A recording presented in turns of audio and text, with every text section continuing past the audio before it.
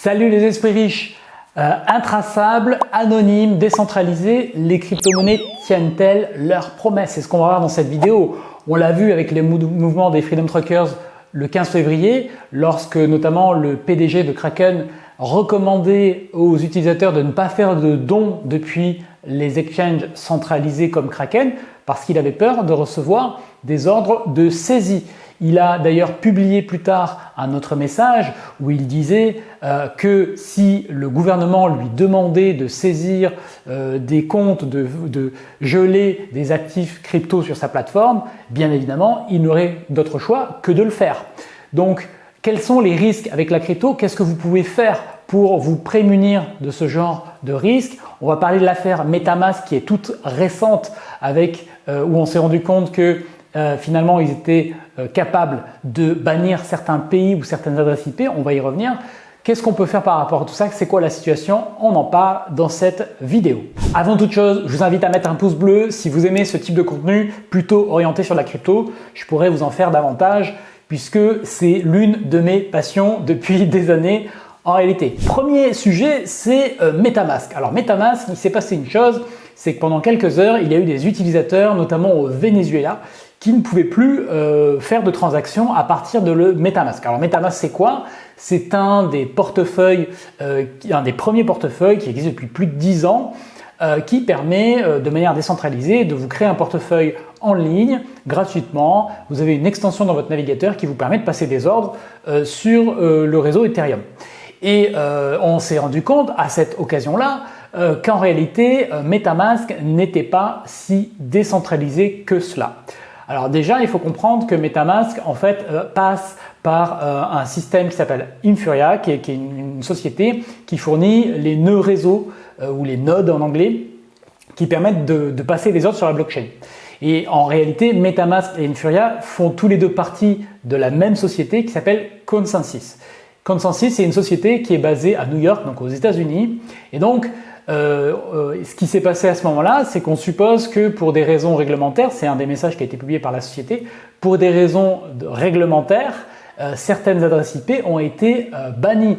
Donc, ça a mis le feu aux poudres dans le monde de la crypto, notamment sur MetaMask, que l'on pensait relativement décentralisé, même s'il y avait quand même eu des doutes par le passé sur l'utilisation et le tracking qui était fait par MetaMask, qui demande l'accès à tous les onglets ouverts sur votre navigateur, alors qu'en réalité, il devrait interagir que sur l'onglet qui concerne votre portefeuille, mais ça, c'est un autre sujet.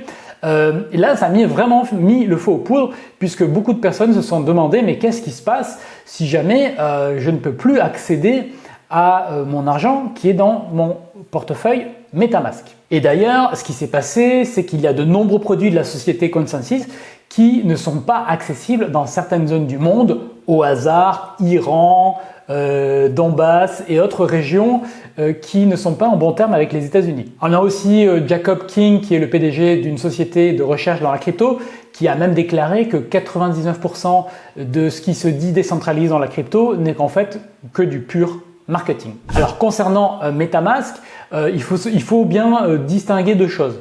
Effectivement, d'une part, le nœud réseau par lequel passe MetaMask est un point de faiblesse. Si celui-ci venait à être bloqué ou vous bloquez sur votre adresse IP, vous ne pourriez plus l'utiliser. Mais cela dit, vous pouvez passer par un autre nœud réseau, c'est une configuration du portefeuille, donc c'est un premier point. Deuxième point, il faut aussi comprendre que le fait que vous ne puissiez plus accéder au nœud réseau et donc à la blockchain, ça ne bloque pas vos fonds puisque vous restez propriétaire de votre clé privée et donc de vos fonds, ça n'affecte pas du tout vos fonds ne peuvent pas être saisis par la société Infura ou le fait qu'elle contrôle le nœud réseau. Donc ça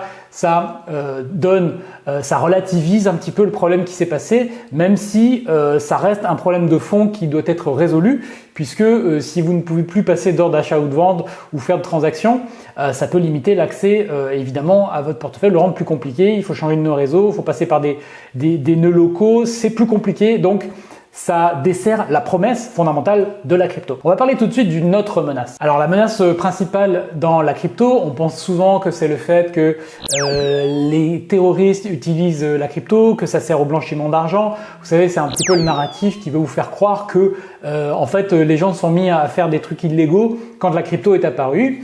ou que la crypto faciliterait ce genre de choses, alors qu'en réalité, on s'est rendu compte de plusieurs choses, la maturité dans le monde de la crypto arrivant, notamment d'une première chose, qui est que tout simplement dans la crypto, évidemment, tout est tracé et en réalité, tout est beaucoup plus tracé qu'avec du cash. Donc ça va vraiment à l'encontre de ce qu'on vous explique souvent dans les médias un peu généralistes. Dans la crypto, on sait de quel portefeuille c'est parti, vers quel portefeuille c'est allé et tout est tracé dans la blockchain. Donc en réalité, c'est quelque chose qui n'existe pas avec le cash où vous pouvez prendre des sommes en cash, parfois de fortes sommes, bien qu'il faille physiquement les déplacer, mais vous pouvez les donner à n'importe qui. Personne ne saura, si vous vous y prenez correctement, que vous avez donné 20 € à votre voisin. Alors qu'en crypto, si vous lui envoyez 20 € via un réseau crypto, eh bien, on saura que c'est allé du portefeuille A au portefeuille B et on saura bien entendu faire le lien entre votre adresse de portefeuille et vous, puisque vous êtes probablement passé par une plateforme centralisée comme Binance, Kraken, Coinbase ou autre, et qui a fait son KYC, qui vous a demandé vos documents d'identité. Et donc, on saura exactement d'où est parti l'argent et probablement où il est allé. Il existe des moyens de rester parfaitement anonyme dans la crypto, mais ils sont très limités en réalité.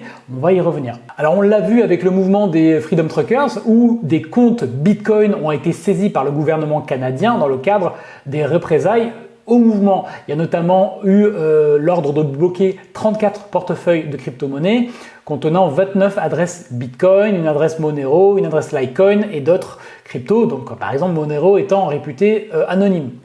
Bien sûr, il y a des groupes terroristes qui utilisent la crypto, faut pas non plus se leurrer.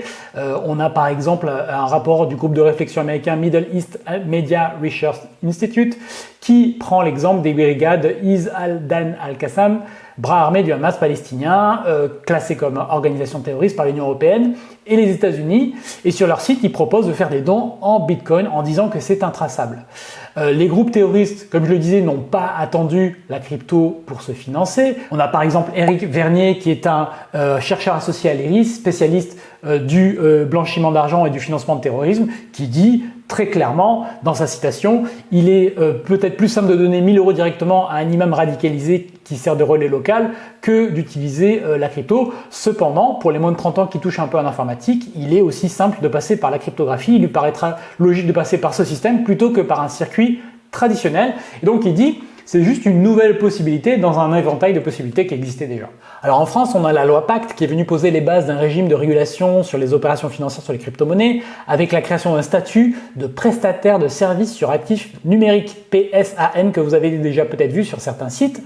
Avec la création d'un système spécifique aux ICO, les Initial Coin Offering, qui donc du coup oblige ces prestataires à être enregistrés auprès de l'AMF. Ils ont bien entendu une obligation de KYC, donc de Know Your Customer, et donc de vérifier vos documents d'identité, etc. Alors ça ne concerne évidemment que les plateformes en France, celles qui sont liées à l'AMF. Mais de manière générale, toutes les plateformes, peu importe le pays dans lequel elles sont implantées, à partir du moment où elles sont centralisées, ont une obligation de vérifier votre identité. Alors les estimations, c'est qu'il y a moins de 4% des opérations sur la crypto qui sont liées au terrorisme. Évidemment, on n'a pas les stats avec le cash pour savoir si c'est plus ou moins de 4%. Il est assez probable que ce soit dans des proportions similaires. Il existe bien entendu des crypto-monnaies dites anonymes, la plus connue étant Monero. Vous avez aussi Zcash ou Verge, et puis d'autres projets qui sont autour de cette question de l'anonymat. Comme je le disais, pour être anonyme, si vous utilisez du Monero par exemple, il faut à la base avoir créé un portefeuille de manière anonyme, ne pas avoir utilisé de l'argent que vous avez passé via un exchange qui connaît votre identité, etc., etc. Il faut que vous soyez anonyme de bout en bout, sinon ça ne marchera pas, bien entendu. Et d'ailleurs, on l'a vu avec plusieurs affaires récentes où notamment le FBI a réussi à remonter au travers de contrats, des échanges qui ont été faits entre contrats à certains auteurs de méfaits. Voilà, c'est pas intraçable du tout, loin de là. Alors Monero repose sur sa propre blockchain, c'est ce qui le rend relativement anonyme. En tout cas, la technologie, la blockchain Monero elle-même est anonyme, c'est ce qu'il y a autour qui ne l'est pas, comme je le disais. Donc ça dissimule les détails des transactions, il y a notamment l'identité de l'expéditeur et du destinataire qui sont masqués, au même titre que le montant de la transaction. Ils ont aussi un système avec ce qu'ils appellent des ring signatures, qui permet de mélanger l'adresse de l'expéditeur avec un groupe d'autres adresses pour rendre difficile le traçage. Et ils ont chaque transaction va générer des adresses secrètes qui rendent impossible de découvrir la vraie adresse du destinataire d'une transaction. Ils ont aussi des cercles de signature qui, eux, prouvent qu'un signataire appartient à un groupe sans nécessairement l'identifier. Donc voilà, ils ont beaucoup de systèmes pour faire en sorte que ça marche. Et bien entendu, qu'est-ce qui se passe? Le fisc américain, l'IRS, veut la peau du Monero pour notamment ces raisons-là. Ils ont quand même annoncé une prime de 625 000 $ à qui parviendrait à craquer le code du Monero, donc XMR pour le sigle. Du coup, face à ce schéma de tension un petit peu, il y a pas mal de plateformes qui ne proposent pas le Monero. Kraken l'a par exemple délisté en 2021 par peur des représailles du régulateur. Parlons maintenant de la deuxième menace qui est très méconnue du grand public. C'est la question de la taille critique du réseau et des nœuds. On l'a vu tout à l'heure avec MetaMask qui utilise une société pour passer par un nœud. En réalité, le problème est bien plus généralisé que cela. Par exemple, on sait qu'idéalement, une crypto-monnaie doit avoir une taille critique minimum pour résister à des attaques diverses et variées. Dans la réalité, il n'y a que les plus grosses, comme Bitcoin, Ethereum ou Litecoin, qui sont relativement robustes. Les autres sont plutôt vulnérables et donc sont tentés d'adopter des dispositifs de contrôle pour limiter les risques. Il y a donc des nœuds spéciaux qui peuvent être créés dans cette intention ou des nœuds dits maîtres, ce qu'on va appeler des masternodes.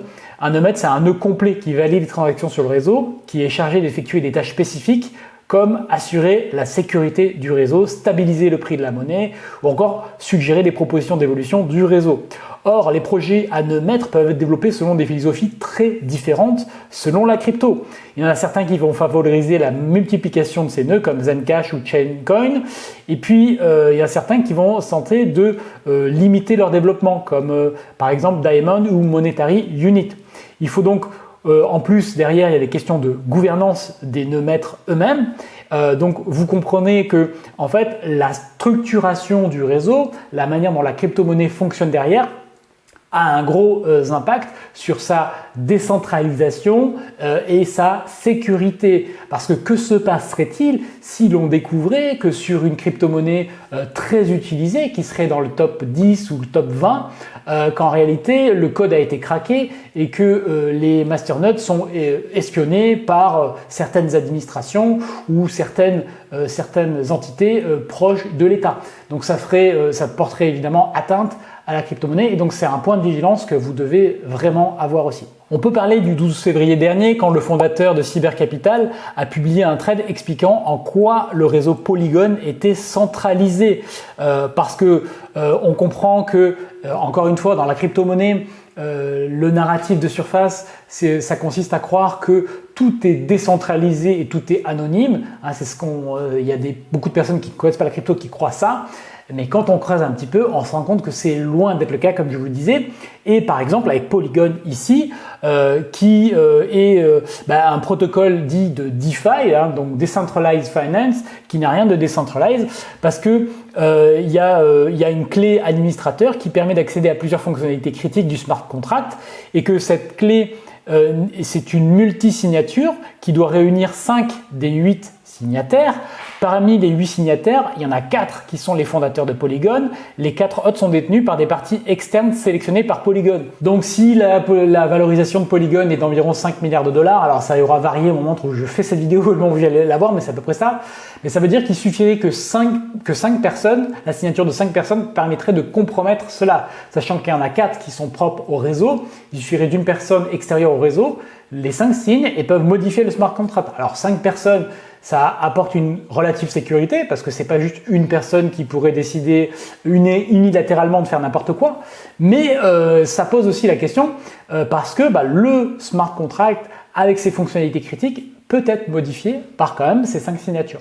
Et puis derrière, il y a une vraie question derrière toutes les crypto-monnaies parce que on se rend compte que le message c'était aussi d'être décentralisé, débancarisé, etc., etc. Mais derrière les projets crypto, les fondations qui soutiennent les projets, Il y a des boîtes privées qui sont bien localisées quelque part et qui sont régulées et qui donc, s'il y avait des exigences réglementaires de certains États, devraient fournir des informations. Donc là aussi, tout dépendra du projet, si il est capable de fournir ces informations ou pas.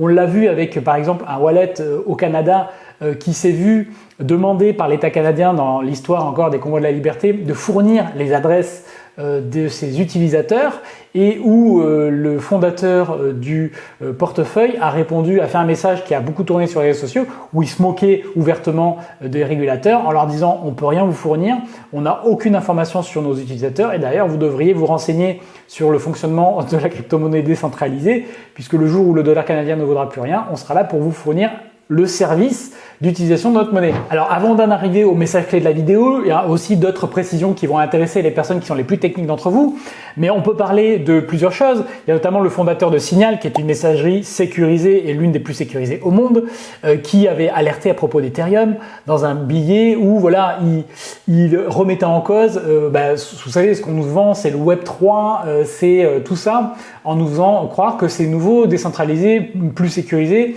alors qu'en réalité, il dit que bon, il n'y a rien de particulièrement distribué. Par exemple, il prend OpenSea, qui est une plateforme très connue. C'est juste un site web qui est codé en React, que on peut, voilà, il y a un accès à la blockchain, mais on y place juste la base de données de manière décentralisée, c'est tout. Il rappelle aussi que bien que tous les protocoles et smart contracts soient décentralisés, la majorité des ce qu'ils appellent les DApps, donc les sites web comme OpenSea par exemple, font appel à deux entreprises principales pour interagir avec la blockchain Ethereum. Donc il y a notamment Infura dont j'ai parlé tout à l'heure et il y a Alchemy. Donc ils vendent quoi? Ils vendent un accès API, donc une interface de programmation, à un nœud Ethereum qu'elles exécutent pour leurs clients, donc par exemple OpenSea. Elles fournissent du coup des analyses, des API améliorées et tout un historique de transactions de chaque wallet. D'après Moxie, la quasi-totalité des DApps utilisent les services d'Infuria ou Alchemy pour opérer la transaction sur la blockchain. Donc en réalité, lorsque vous utilisez votre MetaMask avec une DApp, MetaMask ne fait que demander l'information à Infura, qui est une entreprise donc privée, centralisée, fait Consensus plus précisément derrière, basée aux États-Unis. La société fait tourner le nœud, répond à MetaMask et met à jour les soldes sur votre portefeuille. Donc il n'y a rien de décentralisé là-dedans, hein. Alors bien entendu, tout ce que je viens de raconter dans la vidéo peut vous faire peur si vous ne connaissez pas la crypto ou peut vous surprendre si vous n'êtes pas très informé sur son fonctionnement.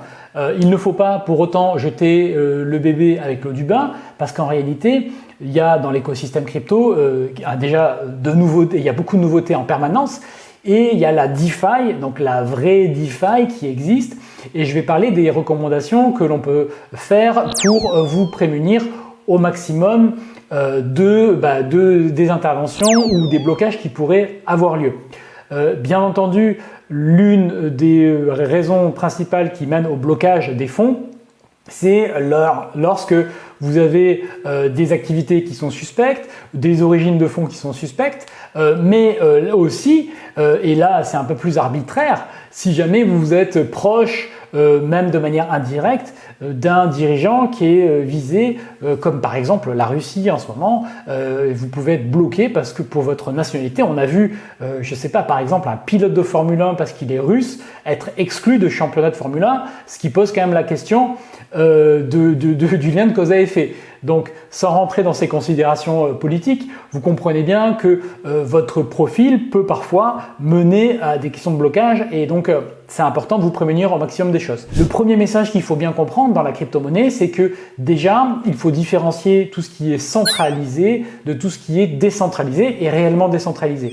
Ce qui est centralisé, c'est tous les exchanges, notamment les plateformes comme Binance, Kraken, Coinbase ou autres, dans lesquelles vous pouvez mettre votre argent et pour lesquels vous ne possédez pas la clé privée.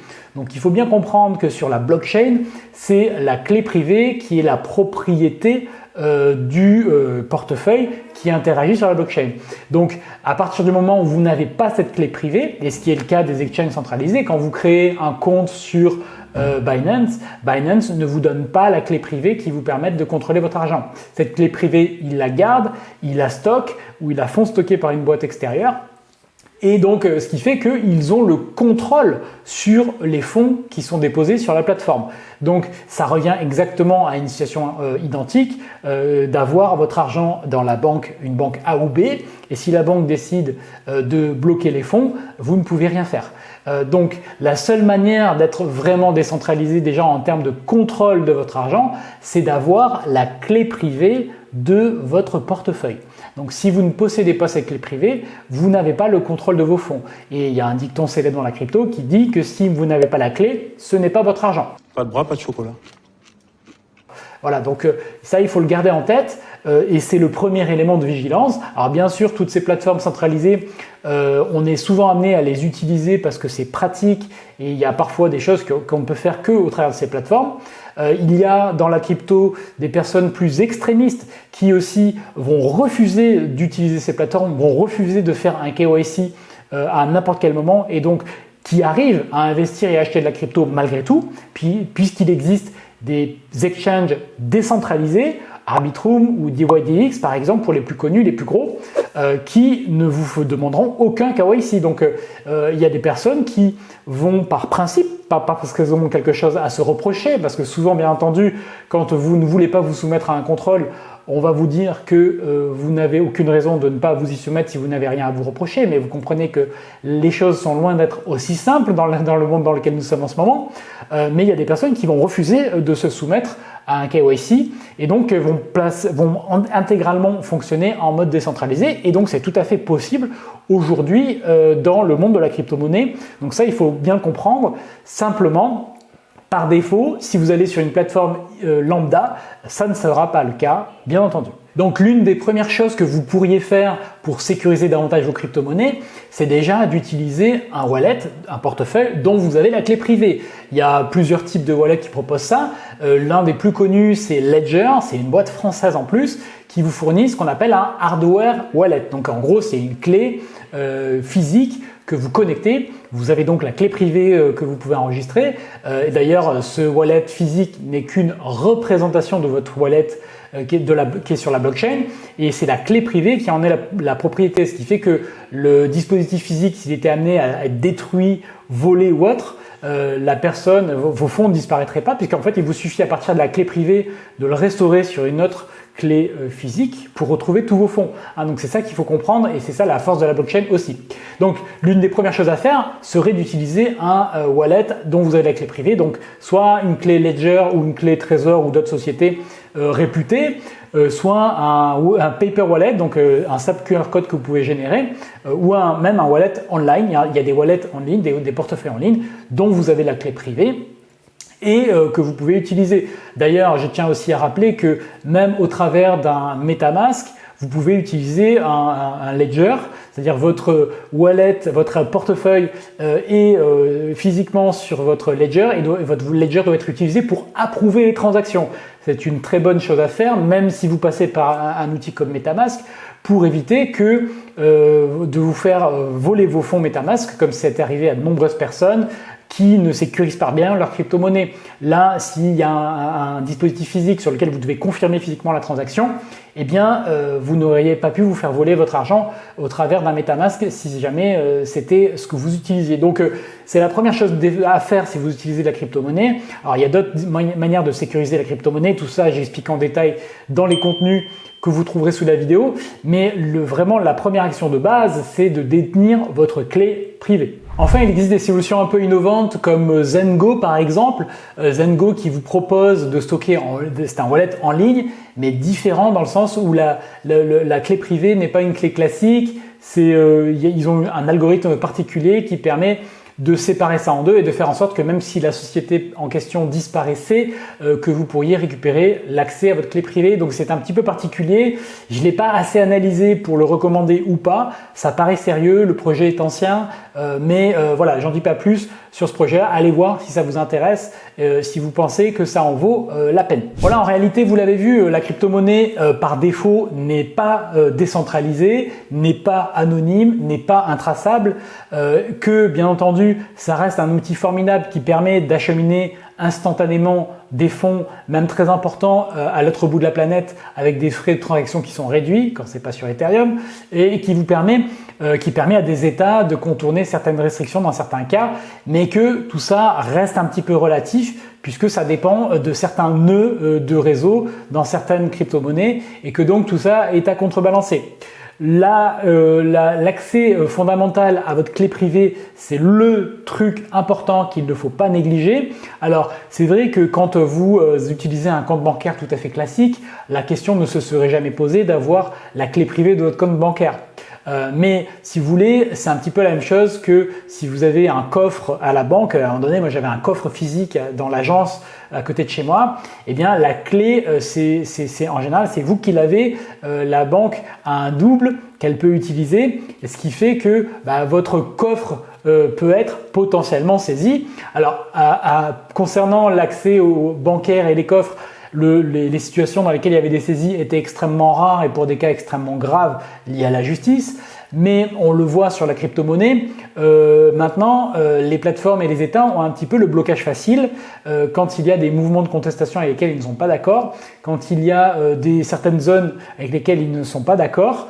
Je citais tout à l'heure l'Iran, Cuba ou la Corée du Nord qui font partie des territoires blacklistés par Consensus Infura parce que c'est basé aux États-Unis. Donc ça pose de vraies questions sur le côté décentralisé des choses et vous aurez compris aussi que il est tout à fait possible d'être anonyme en crypto-monnaie si vous utilisez des plateformes décentralisées, que vous ne faites aucun KYC à aucun moment, ce qui est tout à fait possible et à ma connaissance parfaitement légal, et qu'en plus vous utilisez un wallet dont vous avez la clé privée. Donc si vous utilisez un combo comme celui-ci, vous êtes relativement safe et sécurisé, d'autant que le côté DeFi, donc finance décentralisée, se développe aussi comme tous les écosystèmes dans la crypto se développent très vite et fournit de plus en plus d'outils. Il est possible même d'avoir du rendement, du stacking avec ce genre de placement. Alors d'ailleurs, je vais vous sortir bientôt un contenu où je vais vous expliquer le stacking de A à Z pour guider toutes les personnes qui veulent utiliser ça. C'est particulièrement intéressant. On peut monter à 20% de stacking sans aucun risque et on peut monter bien plus en prenant un peu plus de risques. Voilà, je vais vous expliquer tout ça, mais l'idée dans cette vidéo, c'était de faire un petit point sur le côté centralisé, décentralisé de la crypto-monnaie et de vous communiquer des recommandations de base à ne jamais oublier quand on est dans le milieu de la crypto-monnaie. Portez-vous bien. Si la vidéo vous a plu, mettez un like. Dites-moi si vous voulez d'autres sujets crypto, si vous avez des questions, posez-les dessous et dans tous les cas, je vous retrouve pour de nouvelles aventures. Salut!